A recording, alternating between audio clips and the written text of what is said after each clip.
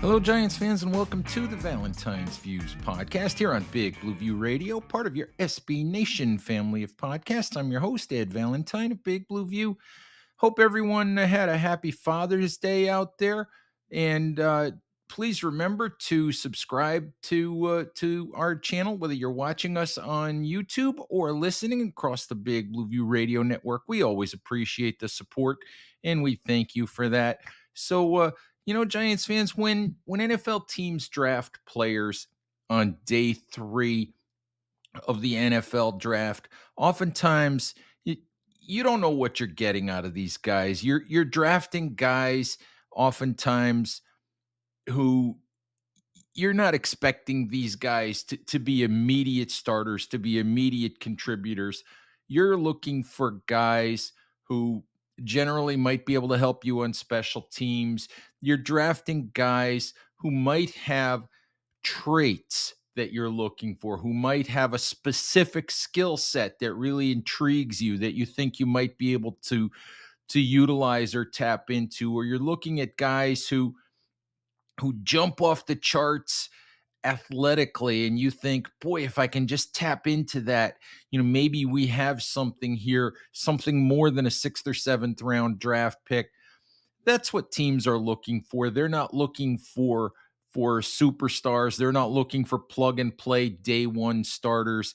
And the Giants in the 6th round of the 2023 NFL draft took such a player, a guy that when you look at his athleticism, it really, really jumps off the page. I'm talking about Tre Hawkins III, cornerback out of Old Dominion University.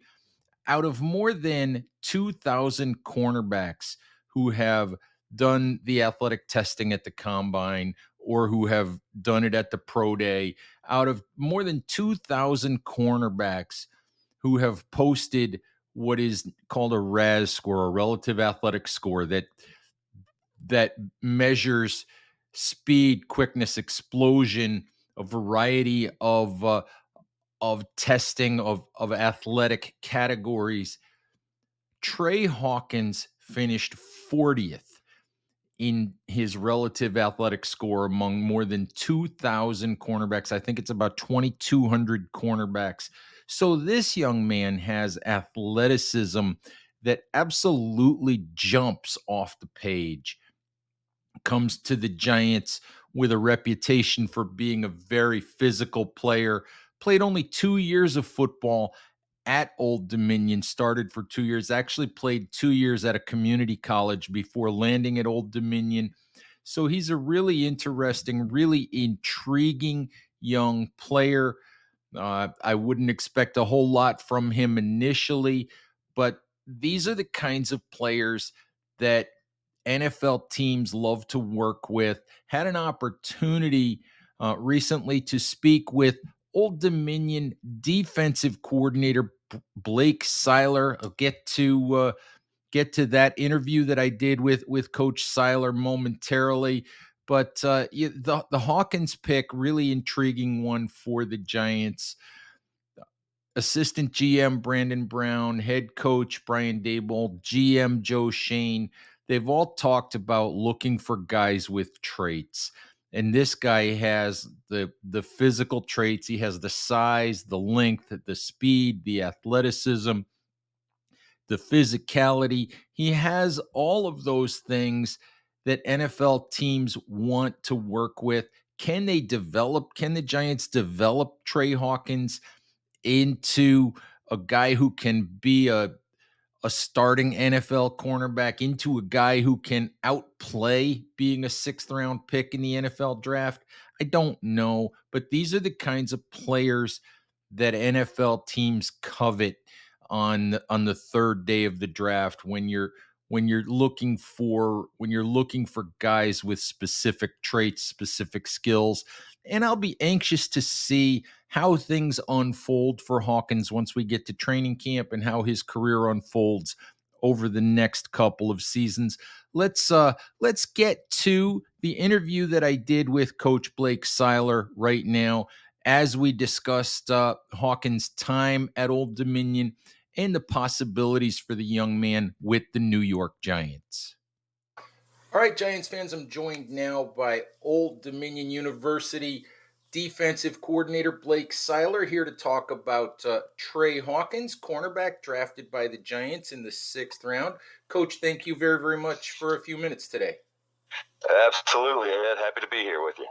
All right, so let's talk about Tre a little bit. He spent 2 years at a community college and then 2 years with you guys, correct? That's correct. Trinity Valley Community College in East Texas.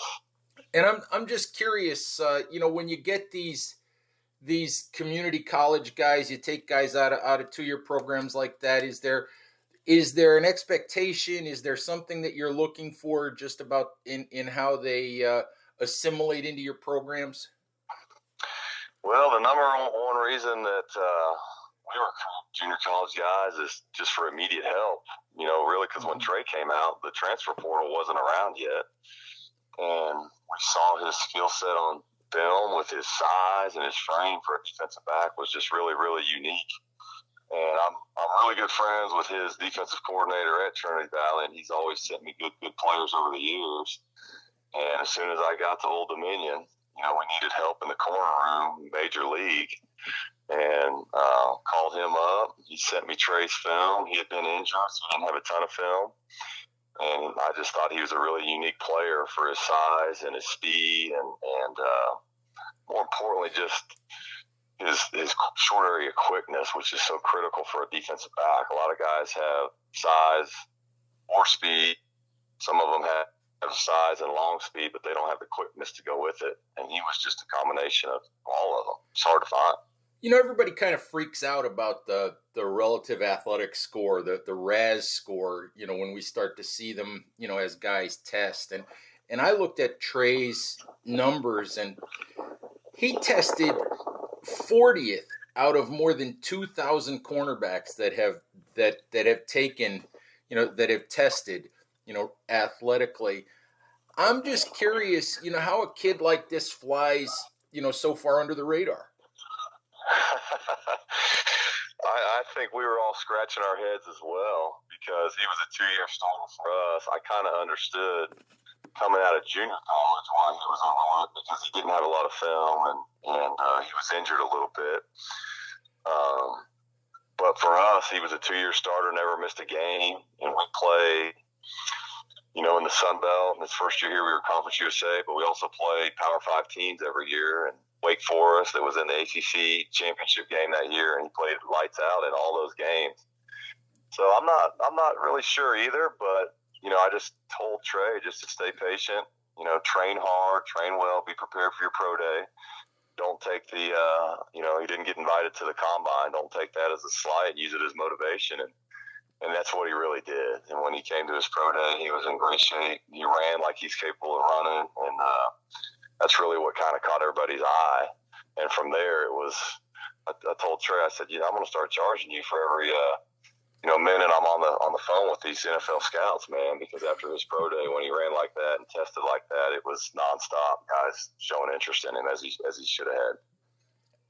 It's interesting. You look at scouting reports and they all say, project, a lot of tools without a lot of production, questionable instincts, but it also says that press man teams would love to work with this kid and try to develop this kid. I mean, how do you feel about the scouting report and the place that he landed?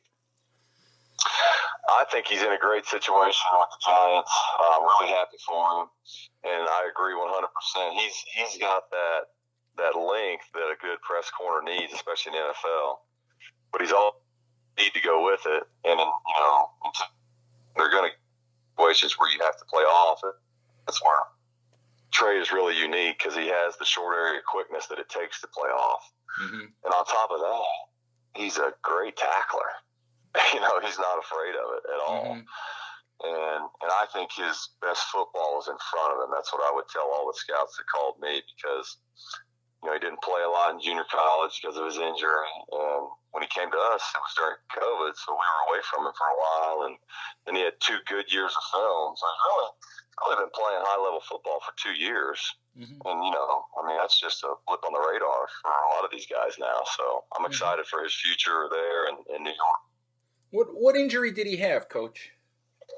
He just had an ankle injury. It wasn't anything major. Just an ankle injury, but the corner that keeps you out, you know. Mm-hmm. Yeah, I know that when we got a chance to talk to him, his physicality came up, and I know that's one of the things I'm sure that the Giants liked about him. Does at least initially, does his skill set translate to a guy that can really help a team on special teams? Yes, absolutely. I mean, those guys that are long, can run, and will tackle. I mean, those are the core of your special teams units. Mm-hmm. And so, yeah, and he knows, he's well aware that's where he's going to make his hay, as he gets started in the pro game, and then earning his way into the starting lineup at corner is the next step. And you said you think his best football is ahead of him. I mean, if you project it out, the rookie contract lasts 4 years. If you project it out, 3-4 years by the end of his rookie contract, is this a kid who can outperform, being a 6th round pick and wind up as a starting corner on the outside? I truly believe that. I really do. That's what I told all the scouts that were calling about him. I told them all, I said, if Tre was like a lot of kids that, he's got a great home, a great mom, a great grandma, but he didn't come from much, so he didn't have a personal trainer and a lot of those things that kids have now from a young age. And so I said, you guys have to spend a lot of money on a guy like this with his physical traits. Mm-hmm. If he was a little bit further along in his development, he wouldn't have been a 6th round pick. Right. So he's got 1st or 2nd round traits. So what is his background? If you can give me a little bit. He's from Central Texas. Grew up in Temple, Texas, with his mom and his grandma down there, and played at Temple High School, which is a hotbed. They've always got a lot of speed in that area. We recruited for a lot of years, and when I was in the Big 12. And it's also good football. I think it's overlooked a little bit from the Dallas and the Houston big metroplexes. And then East Texas has a history of putting out a ton of players, but Central Texas is a little bit more of a hidden gem right now. And so I just think he got overlooked there. Mm-hmm. But he's a kid that loves football too. There's always guys that have all this God-given talent, but they don't develop themselves. They don't put in the work to do that. Mm-hmm. And that's the thing that I'm super excited about Tre, is because he loves football. He's never a guy that, would be late to things, that would miss things, and when you challenge him, he rises. Mm-hmm. And, what kind of kid is he, off the field, away from the game, maybe around the locker room? What can you tell me about him? Great kid. We really miss him here, just because of who he is. Like I said, it's an everyday guy. Mm-hmm. An everyday guy. I think with Tre, he had to learn to love school would be the biggest thing, and we were excited he got his degree, so that's behind him. Nice. What did he get a degree in? I'd have to look. Yeah, I'd have to look. Getting that degree is the main thing for us, Mm-hmm. Now, but he did graduate? He did. Nice. Kid, it's always nice when kids have that to fall back on, so that's good. Yes. That's good to hear. All right. I know you're busy. You got a lot going on. I won't keep you much longer. Just curious if there's anything else about the kid, that you wanted to tell me, before I let you go. I just think something that's unique for the position he plays at cornerback is, if you go back and look at his games for us, like when we opened up against Wake Forest, his first college football game on the field, he actually led our team in tackles for loss.